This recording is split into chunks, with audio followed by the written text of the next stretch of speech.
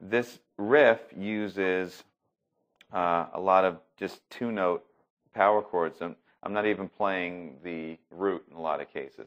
So if I'm playing, for example, what would be A to G, I only play the fifth and the octave. F sharp to G. There's a part where I have to go C sharp to G, and I play the root fifth, which is very evil, tritone.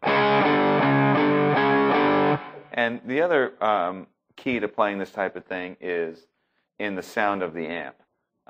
You want to try to get, you don't want to have too much distortion because you want the low notes to be very tight. The way a friend of mine described it, it's like a steel pipe, you know, being smashed against a brick building. Right? Is it a particularly violent friend of yours? Or? Roll off the gain on the amp. And the way I do that is I'll actually sit there and kind of play a note like that with one hand while I'm rolling off the gain. And you can hear when it starts to break up and sound fuzzy, and you kind of back it down.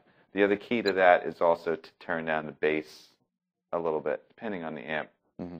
Some of my amps, some of the older boogies, the bass is like off or on like 1 or 2 to do that, depending on where the bass is in the gain stage. If it's before or after, it makes a difference. Because you want the attack to be right there. Right there. Like immediately, not you got to wait. No waiting. This isn't like a creamy, flubby thing. Yeah. And the other thing is you have to, of course, mute the strings with your palm.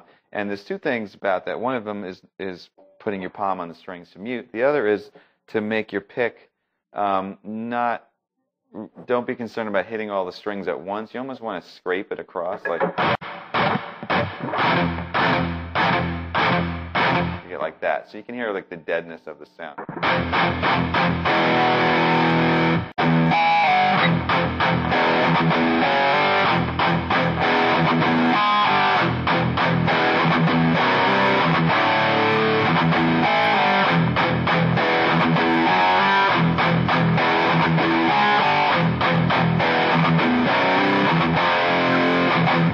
So another thing that I'm doing to change up the tone is to add in pick harmonics, you know, by scraping the pick across the strings and then catching the harmonic with my thumb.